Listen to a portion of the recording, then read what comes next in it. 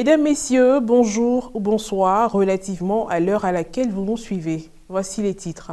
Le samedi 30 septembre dernier a eu lieu la grande brèche nationale d'intercession pour l'Église, marquée par des temps de prédication, de louanges et d'adoration, initiée par la Fraternité catholique d'intercession pour l'Église, FCIE. L'événement a pris ses quartiers en la cathédrale Sainte-Anne de Gagnoa. Et puis dans cette édition, nous vous proposerons une interview réalisée avec le révérend père Anselme Tarpaga, missionnaire d'Afrique, originaire du Burkina Faso.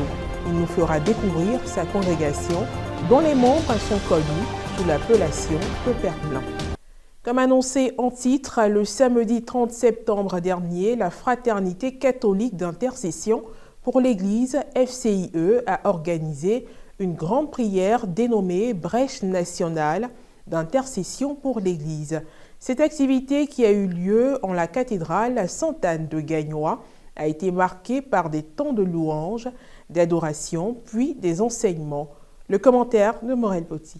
Archidiocèse de Gagnoa, cathédrale Sainte-Anne. Le samedi 30 septembre dernier, les membres de la Fraternité catholique d'intercession pour l'Église FCIE, venus de Bouaké et des paroisses de l'archidiocèse de Gagnoa, ont rendu grâce à Dieu lors du grand rassemblement dénommé Brèche nationale d'intercession pour l'Église.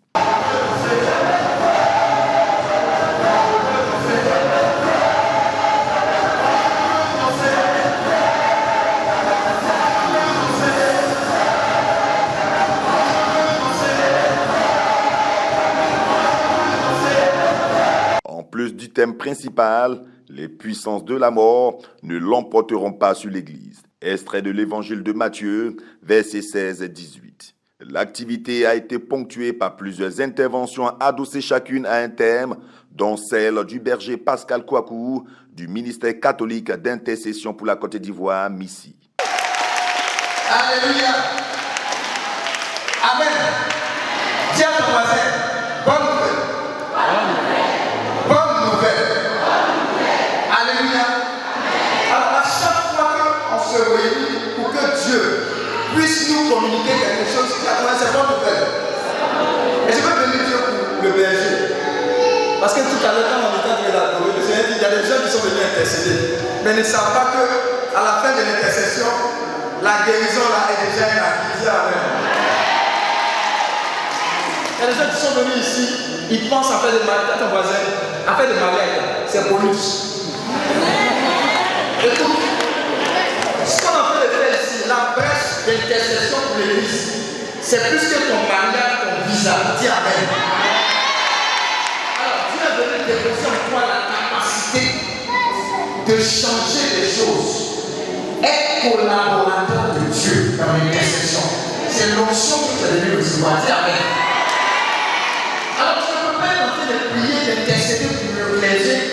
Et puis Dieu va te regarder comme ça dans tes autres affaires. Alléluia.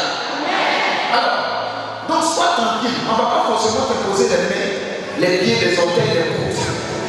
Mais sois certain d'une chose.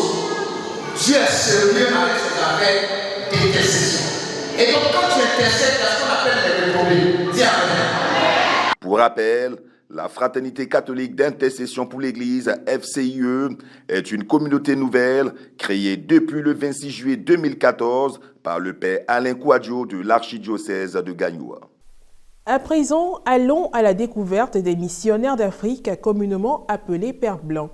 Ils forment une société de vie apostolique missionnaire de droit pontifical et ne doivent pas être confondus aux missionnaires de la Société des missions africaines. Le creuset d'informations dans une interview réalisée avec l'un des leurs, le révérend père Anselme Tarpaga. Reporter d'image Charlène Quadio, commentaire Marie Abissier. Père Anselme Tarpaga est prêtre depuis maintenant 15 ans. Il est missionnaire d'Afrique et originaire du Burkina Faso. Dans le cadre de la pastorale, il a été en Afrique du Nord, précisément en Algérie dans le désert, puis à Alger sur la côte méditerranéenne, avant de se retrouver à Rome, où il fait partie du conseil général de sa congrégation. C'est d'ailleurs au sein de la maison communautaire que nous l'avons rencontré. Dans une interview, Il accepte de nous parler des missionnaires d'Afrique, communément appelés Pères Blancs. Toute l'Église est missionnaire, c'est vrai. Mais la particularité des Pères Blancs, c'est la mission ad gentes, c'est la mission aux frontières de l'Église. Nous sommes appelés à aller là où il n'y a pas de chrétiens. Donc c'est un peu une déformation professionnelle si vous voyez des Pères Blancs dans des lieux où il y a de grandes chrétientés. Voilà, on est appelé à aller fonder l'Église, fonder des églises. Et c'est dans ce contexte que les Pères Blancs nous sont nés en 1868 par la volonté missionnaire du cardinal Lavigéry, qui a voulu et partager la foi chrétienne avec l'Église d'Afrique. Donc il a rassemblé, il a proposé ça aux jeunes séminaristes qui voulaient se joindre à son projet pour aller évangéliser l'Afrique. Donc jusqu'aujourd'hui, les Pères Blancs, nous tenons à cet héritage de Lavigéry, à savoir apporter l'Évangile là où le Christ n'est pas encore connu, surtout et en particulier en Afrique et dans le monde africain. Vraiment, si vous rentrez chez nous, vous devez avoir l'amour de ces deux principes qui sont l'amour du Christ, l'amour de l'Afrique. En dehors de l'Afrique, où est-ce que l'on retrouve les Pères Blancs? Notre charisme, notre passion, c'est l'Afrique. Mais nous sommes en Europe, nous sommes aux Amériques, nous sommes en Asie, nous sommes à Jérusalem, mais tout ça pour nous c'est en vue de l'Afrique. Voilà. Nous ne sommes pas. C'est vrai qu'aujourd'hui les gens nous disent oui, mais vous voyez l'Afrique a beaucoup de chrétiens, il faut venir chez nous en Europe, mais l'Afrique a beaucoup de chrétiens, c'est pas vrai. Quand on est dans les grandes villes, Abidjan, Nairobi, Ouagadougou, on a l'impression que toute l'Afrique est chrétienne, mais à sortir des grandes villes, à visiter dans les campagnes, il y a encore beaucoup de besoins. Les Pères Blancs en Afrique occidentale sont essentiellement dans la zone anglophone, le Ghana et le Nigeria.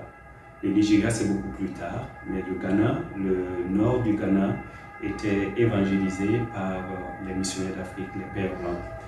Et dans l'Afrique francophone et de l'Ouest, nous sommes surtout au Mali et au Burkina Faso et le Niger aussi.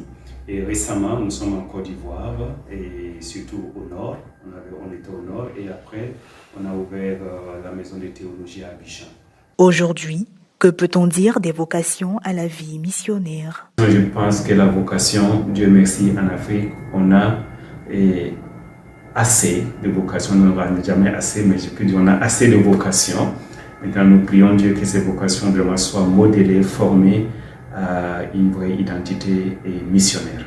En quoi consiste votre rôle de conseiller auprès du supérieur général des missions d'Afrique? Partager le charisme avec les laïcs. Et là, il faut dire qu'on a toujours eu des laïcs qui collaborent avec nous, que ce soit en Europe ou en Afrique, mais on n'a jamais institutionnalisé ça. Depuis le chapitre dernier, il y a un appel à institutionnaliser et formaliser ces groupes de laïcs. Donc voici plus ou moins mes zones, mes tâches comme conseiller auprès du supérieur général. Quel appel avez-vous à lancer aux jeunes qui veulent postuler à la vie missionnaire chez les Pères Blancs? Ce sera un appel de cœur en disant aux jeunes, n'ayez pas peur. N'ayez pas peur d'aimer, n'ayez pas peur d'aimer au-delà de vos frontières, parce que c'est ça la mission, c'est oser aller au-delà, d'aimer au-delà de ses frontières, n'ayez pas peur de l'autre, d'aimer l'autre.